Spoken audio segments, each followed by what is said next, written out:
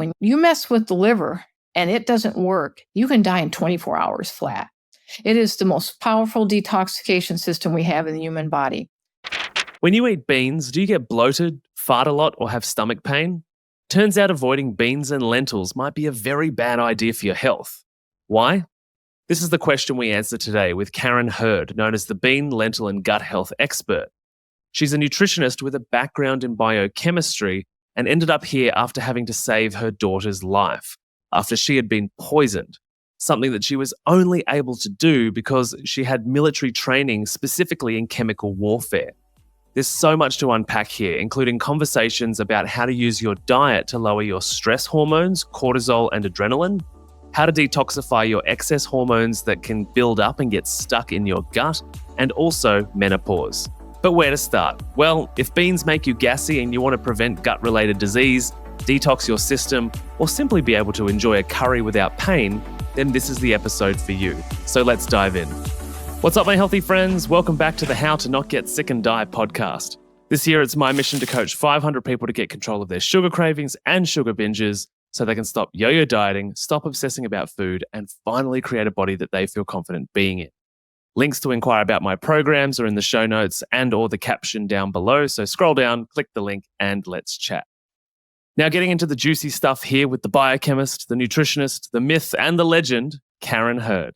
KAREN, welcome to the show. Thank you, Maddie. I appreciate it.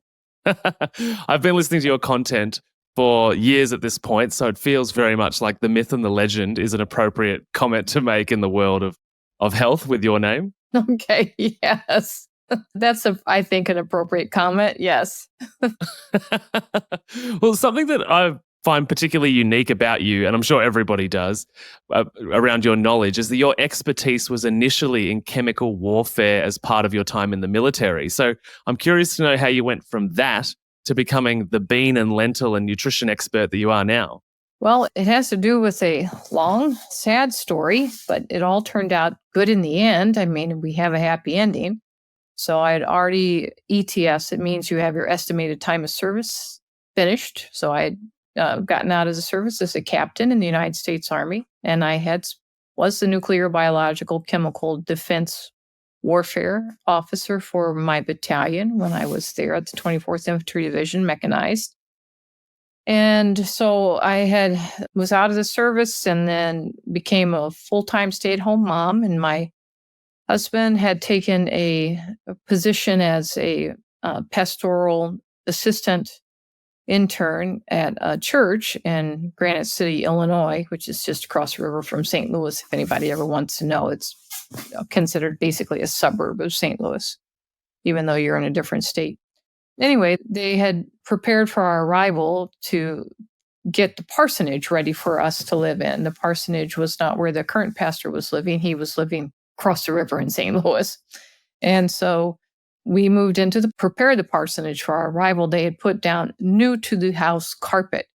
It wasn't new carpet. It was just new to the house. It was carpet that had been in some man's garage for several years. And so he said that it was still in good shape. And so they laid it in that house. And little known to us and little known to them that the carpet had been infested with carpet beetle eggs. And then when it got into the nice warm house, this was all happening in December. And so we're in the northern hemisphere. So that's the winter for us. And so cold season. And so when those eggs and hatched out with all the warmth, and then they turned into little larvae, and they all came out as little carpet beetles. And there weren't 10 or 20 or 30 or a few hundred or a few thousand. There were tens of thousands of them. It was a really bad problem. And you couldn't step on them, vacuum them up, you smash them, whatever. You couldn't keep up with them. I mean, we were overrun. And so we had the local exterminator and pest control come out and look at the problem. They said, oh, yeah, you got a really bad problem here. So we're going to go ahead and we'll spray. Everybody leave the house. This is typical what you would do. You would leave the house for the day, windows open, doesn't matter that it's cold and at that time, and you come back and, all the bugs are dead. And so that's what we did. And came back, and we were there for just a few days and all of us felt sick. And then my little girl, who was 18 months old at that time, we thought, well, it's winter. We all have colds or, something. And then my little girl went into grand mal seizures. And then I knew that something was wrong. Of course, we rushed her immediately to the hospital. We went to the ER and she stopped seizing. It was less than 10 minutes and she stopped seizing. And they did an x-ray of her lungs and said, oh, she has double pneumonia. That's why she went into seizures. And she had just a slight temperature, and it was only 100 degrees Fahrenheit, which is not a high temperature at all. It's called mild. And they said she'll just have to, be on antibiotics. And anyway, they was on antibiotics and sent us back home again. And she went into seizures again when we were back into the house. And this time, of course, we rushed her to the ER. And this time they said, oh, well, first of all, she didn't stop seizing. She seized for over an hour. And these are not just little mild seizures. These are grand mal seizures. So this is where your head rolls back, your eyes roll back in your head, your head's jerking, your arms are jerking, your legs are jerking. It's a massively major event. And so she finally did stop seizing in the ER. I will never forget those days. Those are burned into my memory permanently. But as we were in the ER, she was there and she was seizing, and we had to hold her, from seizing off the table because she's jerking so badly. She's not conscious. I mean, my husband and I were holding on to her on the exam table, and the physician had his back turned. And I mean, she'd been seizing for over an hour, and he said, there's nothing we can do. She's going to die, of seizures because the lactic acid builds up, and, you just can't go on that way forever. And I begged them to give her Valium, and they said, or I asked them to give them atropine, and they said, no, we don't have atropine at the hospital. And I knew that atropine, by that time, I knew that it was probably going to be a nerve agent poisoning because I had already looked up what this spray had been. And it was a nerve agent. And that's my training in the United States Army was if we were ever exposed to a nerve agent, that would be the antidote is atropine. And I insisted to the emergency room physician, give her atropine. And he said, we don't even have atropine in the hospital. I mean, that's not in the United States Army. Troops carry that with them so that if you're exposed to a chemical agent, then you can inject yourself with that. And so he gave her Valium and said, I can't give her any more Valium. I've given her the maximum dosage. And so my husband and I stood over our little girl that was still in grand mal seizures, and he prayed over and said, dear God, you gave her to us. You can take her home. And she immediately stopped seizing. And then the emergency physician, whose back was to us, wheeled around and said, oh, we need to do an x-ray. We need to do a spinal tap. We need to, to take the spinal fluid out and to see, what's creating the seizure. Because they couldn't do any of this testing before. You cannot do any testing on the child that is in a grand mal seizure. They're not still. And so they did all the testing and they said, oh, look, she has double pneumonia again. This is what's caused it. I said, don't you see that double pneumonia is what a person would have if they have nerve agent poisoning? And so they said, Mrs. Hurd, we don't know anything about this. So anyway, we were transferred to a larger hospital, to St. Louis Children's Hospital, which is one of the finest hospitals in the United States of America as far as taking care of children. So we went by ambulance to that hospital, and she came under the care of 9 different neurologists at this very good hospital. And I asked them, I was not a wild and crazy, crying, having meltdown fits mother. I said, listen, as the United States Army, as a chemical warfare officer, these are all the signs and symptoms of a nerve agent poisoning. We just had our house sprayed with a nerve agent. Here's the name of it, Sturzban 2E, it's organophosphate. Please, it's chlorpyrifos is the active ingredient. Please do a cholinesterase level because that will show on a liver test. It's a simple blood draw. Just do a cholinesterase level. And they said, no, sir, no. This is impossible. You do not know what you're talking about. We're the neurologists here. We're 9 of us. We know what we're doing. This little girl had grand mal seizures because she had a febrile temperature of 100 degrees Fahrenheit. Like I already mentioned, is nothing. And the double pneumonia caused her to go into this. And so she needs to be on phenobarbital the rest of her life. We've got her on loading doses now. Phenobarbital is an anti-seizure drug. And so that's the real problem. And I begged them, just do this simple blood draw. They would not. And so she stayed in the hospital for several days till the double pneumonia had cleared up. And amazingly, it cleared up super fast. Of course, she's on antibiotics because that's if they think, somehow or another you got pneumonia. And it cleared up super fast, faster than it ever would. We're sent home. We get back to our house, same spray. And they had sprayed every square inch of carpet. And we had been there for a very short time. And then my little girl, she started to have all the symptoms again. Her eyes went to pinpoint. These were things that I trained my troops on for years. We even did Jody calls in the Army. When you run together as a group, you have a leader that sings Jody calls.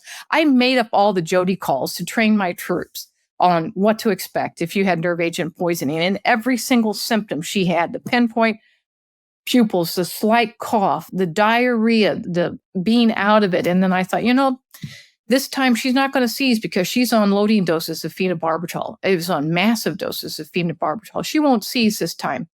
I will put her in her crib because it will seem like she's falling asleep. And I will put her in her crib and I will come in here in 30 minutes and she will be dead because her lungs have filled with fluid, because this is what kills you when you're exposed to a nerve agent. And I said, I am not doing this. I don't care if every neurologist in the world thinks I'm the most idiotic person in the world. I am not going to watch my daughter die. So I left that house. I had 2 other children who were not well. I was not well. I was carrying a baby at that time, miscarried that baby. Everything was all downhill. My husband was sick and I left that parsonage. I said, I will never go back until I get to the bottom of this. And so I started to call all nerve agent, I started to call all poison control centers that we have in the United States here. So in Chicago, in Dallas, everywhere. And all of them to tell the story to the receptionist who answers the phone. And then, they talk about, did this and that. Anyway, no answers. I finally got a hold of the Poison Control Center in Dallas, Texas. And they said, well, we don't know, but you should be talking to this child toxicologist who works at the University in Corvallis.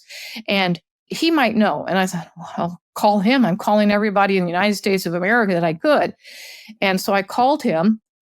And go through with his receptionist again, who I am. They said, well, Dr. Sheldon Wagner, he's here right now. You could just speak to him. It's like, really? I get to speak to somebody that might know something, And so he got on the phone line with me and I told him the story. He said, absolutely, she could be poisoned. Did you have the carpet tested for levels of organophosphate? And I said, the lab in St. Louis is requiring a large amount of money down payment because they have to recalibrate their instruments. And my husband is a pastoral intern and we have no money. I mean, we didn't have any money. We were poor as church mice. It's a true expression. And so he said, I have the lab here in my university. He said, cut out pieces this size, send them to me on dry ice by next day air, because already, so many days have passed, it breaks down. The chlorpyrifos breaks down over time. Send it to me on dry ice. And are you nursing your baby? I said, yes, that's the only thing she'll do. She won't eat anything else. She's still not feeling well. He said, send me a sample of your breast milk. And we did everything he told us to do. We sent it all to him. The next day he calls us the next day after he tests it, which is up. And we're talking about a turnaround in, less than 48 hours, all of it. And he calls, he said, your levels of chlorpyrifos in that carpet are over 100 times the safe level. Your little girl has been poisoned. Why hasn't your doctor done a cholinesterase level? And I said, I tried to get them to do that. He said, give me your physician's name immediately. I'm calling them. He called them. They called me less than half an hour after this. I give him the number of my physician's calling me, or my daughter's physician. And he says, Mrs. Hurd, could you bring your little girl in for a cholinesterase level? Yes, the one that I tried to get before. Yes, we'll come in. We took her in. They did the cholinesterase level. Guess what? She's poisoned. There we go. So now starts the whole, what are we going to do about it? Because she was very sick. I mean, she was not eating. She was wasting away. Her liver enzymes were off the charts, because then they checked all her liver enzymes, what they hadn't done before. And they, now they're all of this, she's been poisoned coming through. And so what are we going to do about it? And they didn't have any answers. They said, we don't know what to do about it. Her liver is failing. And if your liver fails that's it. There's nothing to be done anymore. You will die. And her immune system is completely compromised. And I said, well, there's something somewhere somebody can do. We saw specialists. We took her to Chicago to see specialists. We saw specialists in St. Louis, and we conferred on by phone to specialists in Dallas. And they all had the same prognosis. There's nothing that can be done. Her liver is completely failing. Her liver is deteriorating, and there's nothing we can do nothing. I will never forget the day that I sat in a specialist office in St. Louis, and the specialist said, Mrs. Hurd, we have never seen anyone die of organophosphate poisoning before and watch the liver deteriorate. So we would like to do regular liver biopsies every few days and just take a chunk of Ruth's liver. They're very painful test. It's not a test, it's a biopsy, so that we can just examine the liver tissue as she dies. And I said, no, I'm done. What an awful request. Done. It's an awful request. And I said, I'm done. I'm out of here. I don't want to have anything to do with you. No one can help me anywhere. I've gone to everybody I know. So I went to the university there in St. Louis. It's Washington University. It's a medical school. And I went to the library and I presented myself to the library and I said, I know nothing about medicine. All I know is I have a degree in Spanish, an undergrad degree in Spanish. I said, I have no nutritional training or medical training. I know nothing. And so, but I have to learn everything I can about the liver and about organophosphates. And is there a way to cover the liver? And she's just a librarian. She says, okay, well, this is how you use the microfiche, because we're talking 1989 and the early 1990. Okay. So everything was still, there was no, you can Google things and get on your browser and type in and you can bring up no, there's none of that. We're on microfiche. Okay. So she shows me how to use the microfiche machine and says, well, points me over here. You should start over here. This is, where we have these type of articles. And that's what I did. I started to read and read and read and read and read article after article. I read everything from every snake oil remedy to the latest research that the National Institutes of Health was doing. And I learned a lot about what's called the enterohepatic recirculation, about how we recycle things so that the liver clears. And I came up with my very own plan. Nothing was in the literature except just how things work. And so based on how things work, how soluble fiber has an impact on enterohepatic recirculation, then I came up with my own plan. And then I instituted it. By this time, Ruth was really bad. I mean, didn't know if she was even going to make it. And so I started to feed her soluble fiber, was the main thing that I fed her, and that was beans, and she wouldn't eat it. So I have to grind everything up and put it in an oral syringe and force her to swallow it because she didn't want to eat anything. She was so sick at that time. Anyway, she started to recover, and she got better and she got better until she was well. And then the doctors, then they said, we can't believe this. Her liver enzymes are normal. What are you doing? We cannot believe this. Little girl that was supposed to die lives. And so, hooray, happy ending to the story. We think that's the end of it. And so, but little beknownst to me, I didn't know that it was not the end of it. It was the end of it for Ruth because she recovered.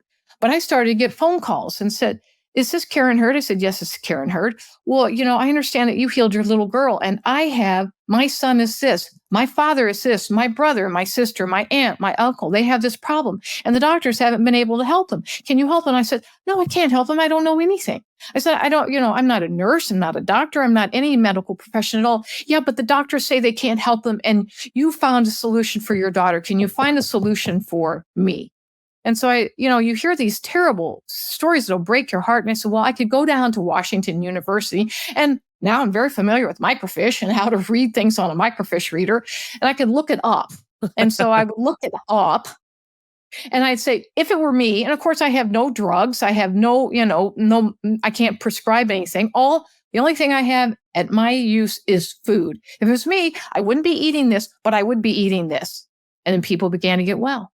And then more people call me. And by the way, how did they get my number? I didn't even know. How do you get my number? How did these people find out who I am? I mean, we're not putting it out on some newsletter or podcast. There wasn't any of that stuff back then. There was an article published in the St. Louis Globe-Democrat, a little tiny article, because somebody said, oh, well, we read it in the newspaper. What newspaper? Nobody called and interviewed me, Anyway, little newspaper. I mean, I finally got a copy. It was just this little paragraph. Little girl who was destined to die lives. And then they just had a little brief, summary of what happened. It's just like, okay. So eventually then I started to get phone calls from people saying, like the Drury Inns, we do brown bag luncheons. We would like you to come speak at our brown bag. This is where their employees sit around, in their lunch hour. And then they have, financial counselors come in or advisors or whatever. And then One Bell Telephone called me. They have the largest building in St. Louis. It's in the One Bell Tower, largest skyscraper in St. Louis with thousands and thousands and thousands of employees. And they said, we want you to come and start lecturing us. So I started doing lectures to the employees there on a regular basis. And then everything just exploding.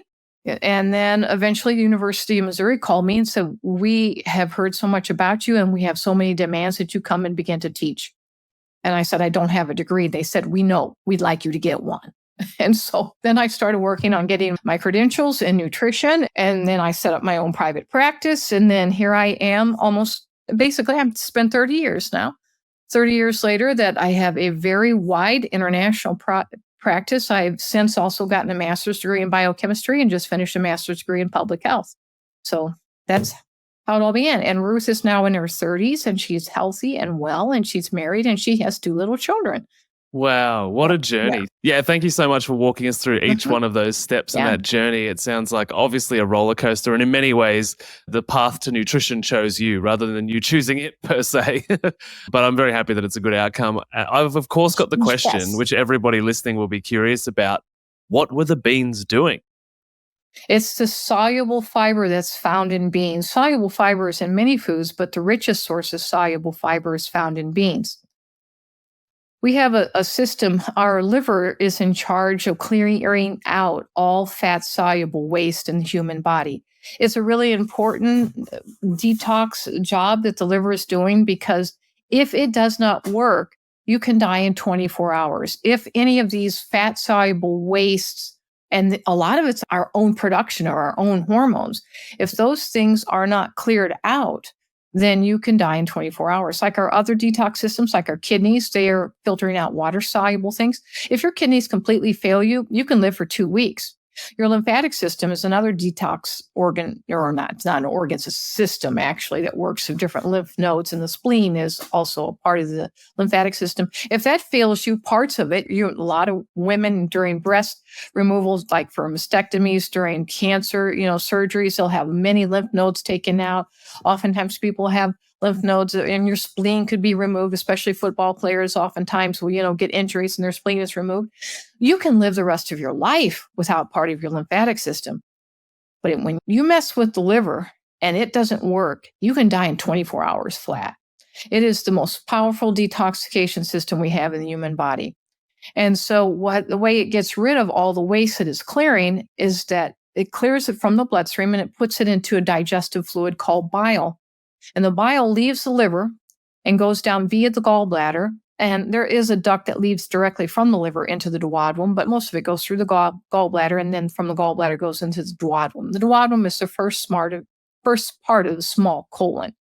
And so it's just right underneath, it's just right here at the upper part of your rib cage in the center. So it's just below the sternum. And above your belly button is where the duodenum is located. And so all this bile gets dumped into the duodenum, and then it eventually travels down into the jejunum, that's the middle part of the small colon, and into the ileum. And the ileum is the last part of the small colon. And the ileum is connected by a valve called the ileocecal valve into the large colon. But something very interesting happens at that terminal part of the ileum, so you're still in the small colon, is that fats are absorbed from that place in the terminal part of the ileum. We don't absorb fats in our mouth. We don't absorb fats in our stomach. We don't absorb fats in the duodenum or the jejunum. We only absorb them in the ileum, and very specifically, the vast majority in the terminal part of the ileum. Well, what is bile made out of?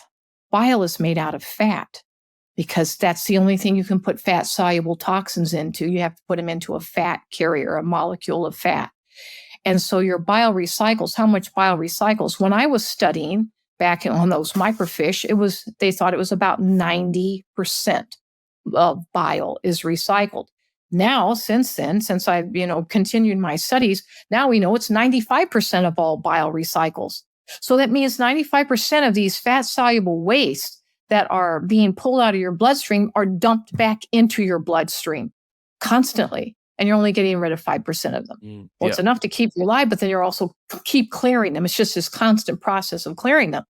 And so what breaks that up is the consumption of soluble fiber.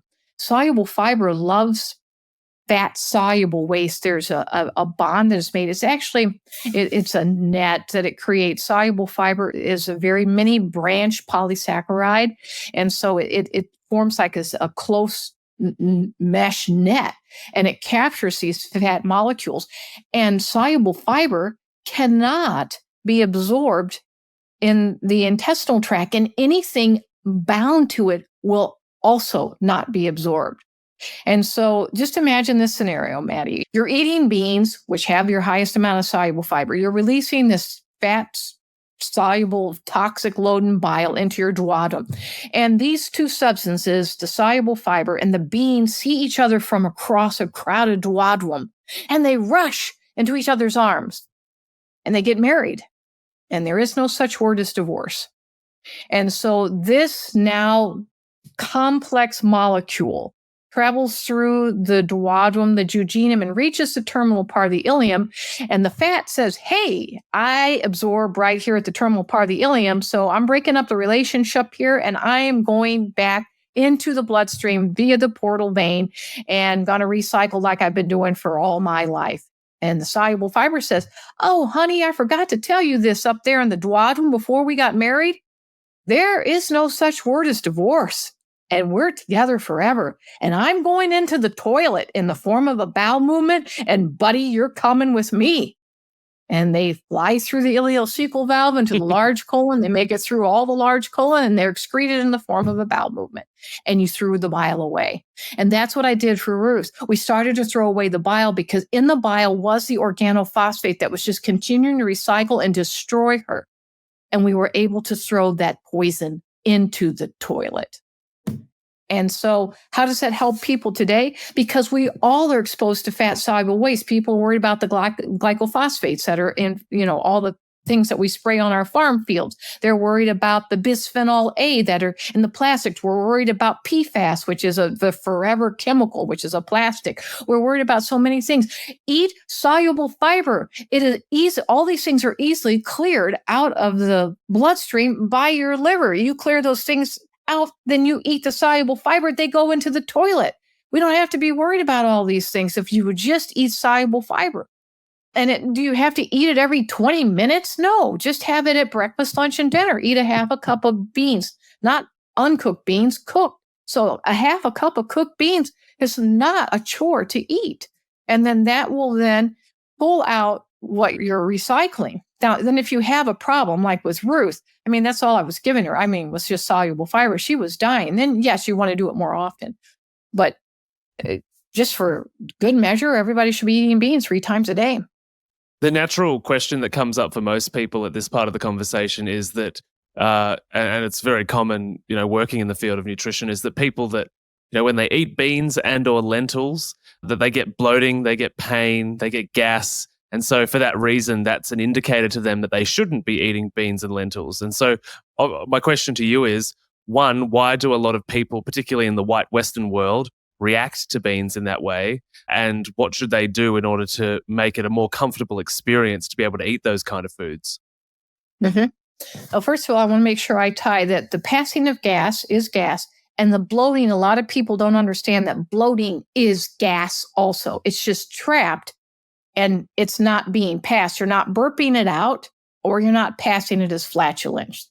And when it's trapped, that's what creates the pain, because you just blow up like a balloon and you're not getting rid of the gas. So what's creating the gas? For the people that have gas, I need to ask them this question, because if they answer honestly, then I already know their answer, and it will be yes.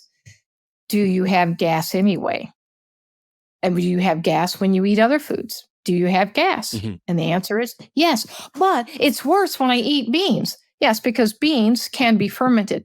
What creates gas is the fermentation process. We have 2 ways to digest foods. One is through a pathway of what are called digestive enzymes. We all make digestive enzymes in our gastrointestinal tract. Those digestive enzymes break down our food into smaller portions so that they can be absorbed and cross the intestinal barrier. There is a second way, to digest foods, and that is through the process of fermentation. Fermentation works in a different chemical pathway, and as a result of that particular chemical pathway, you will always produce gas. CH4, very specifically, CH4 is called methane. And so it's a gas, and it has a stinky smell, and whether you burp it up or you pass it as flatulence. And so the fermentation process creates gas. The digestive enzyme process does not. So what determines if you're going to process by digestive enzymes or fermentation? That is the function of hormones. The more hormones you are producing, the more you will ferment your foods, and the less the digestive enzyme process will come into play. Hormones are cleared from the bloodstream and cleared from the bloodstream by the liver, because hormones are made out of fats, and placed into the digestive fluid, bile. Bile is going down to your gut. So if a person is eating beans and they have a lot of flatulence and gas and the pain from the bloating, that is because they are overproducing, or they have been over recycling hormones for a long time, and they have a large content of hormones in their bile fluid. And hormones are different from other molecules. Everything that we eat, we think about it breaking down. We think about things in the bloodstream, cholesterol being broken down from an LDL molecule, that's a low-density lipoprotein molecule, into its constituent parts, which is a triglyceride. Everything gets broken down into smaller little pieces. Not so with hormones. Hormones are very little tiny molecules already, and they trigger reaction. And it goes from a taut to a relaxed state, a molecule. And it's really cool chemistry when you look into it. But anyway, they will trigger reaction to happen. And then they go on to another molecule and trigger reaction. They're just triggering pathways to start. And they just go from molecule to molecule, trigger. It's like turning on a light switch. And it just turns on the light switch and they go on. A hormone does not get used up. It doesn't say, oh, I gave myself to this chemical reaction and then I'm used up in the process. Not so with a hormone. It just triggers a receptor site on a cell wall of a molecule, and then it just goes on to continue to trigger reaction. It's never used up. And so the liver can break down a hormone, but very rarely does. There's no point in it because there's such tiny molecules. You just toss it into the bile and you throw it out of the body, hopefully, through, you eating soluble fiber. If you have not been eating soluble fiber in your lifetime, you have been recycling all kinds of fat-soluble waste. And number one on that list is the hormones. And those hormones are triggering that fermentation pathway. So what do? You start with one bean. You eat a bean. You're not going to get a lot of gas from one bean. And then you say, I had no gas from one bean. Good. Next meal, have 2 beans. You're okay with 2 beans? Fine. Okay. Now you're at 3 beans. Maybe you have a little gas. Okay. Just stay at 3 beans until you don't have gas from that, because that little bit of soluble fiber is going to begin to carry out some of those hormones that are creating the fermentation process.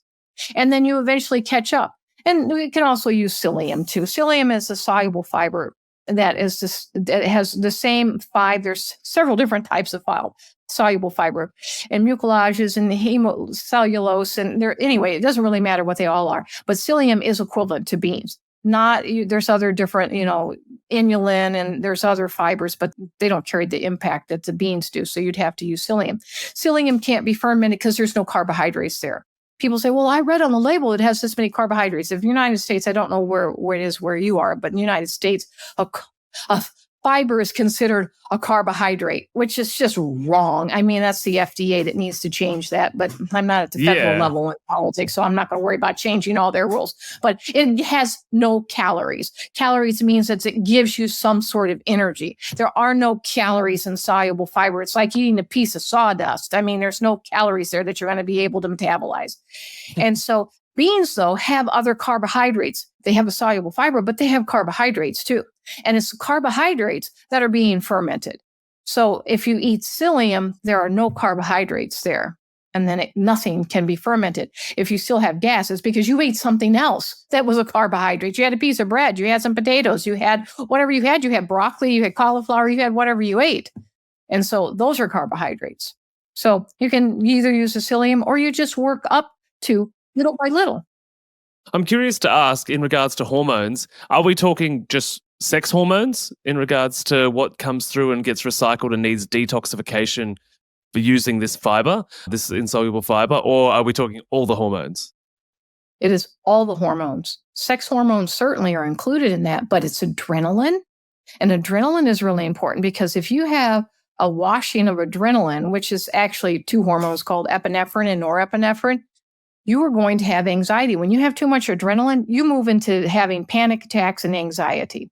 And so if you're nervous and you're feeling your heart pound, by the way, that's all adrenaline because you have to give a speech or whatever, you're going to see your boss and you think he's going to chew you out or something like that, then you just need to be eating a few spoonfuls of beans every 20 minutes and that will slam it down. I work with a lot of actors and people who are on stage and they'll say, what can I do to calm all my, stage jitters? I said, just eat beans every few minutes before you go on stage, and it works. They all call me, I can't believe it. I was so calm. I went out there, was able to perform, no problem, Yeah, it's because it took away all that adrenaline.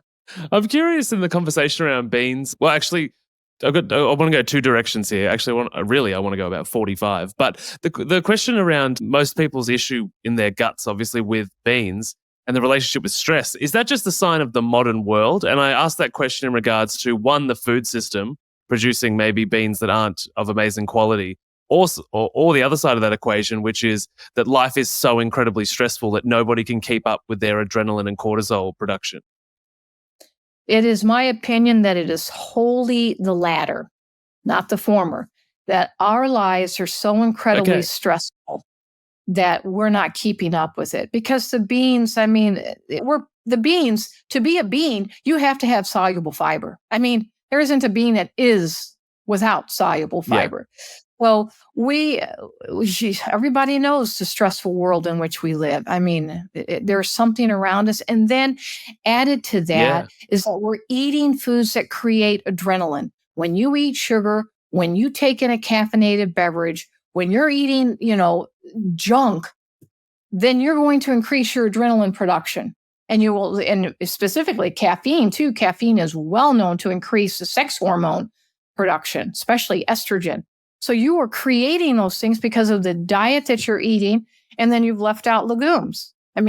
Beans used to be a normal part, at least in the United States, of everyone's diet. And then in the early 1900s in the United States, we had the advent of the flour mill. And it used to be people ate beans for breakfast. That was just, you had beans. That was just every meal you had beans. But then we had the advent of the flour mill, and then you could grind wheat into flour really easily without, between two rocks and pounding, all that was gone. We had flour mills then. What would you rather have for breakfast, a bowl of beans, or would you like to have toast and jam? Oh, we all want to have bread. We want to have toast. That's better than beans, right?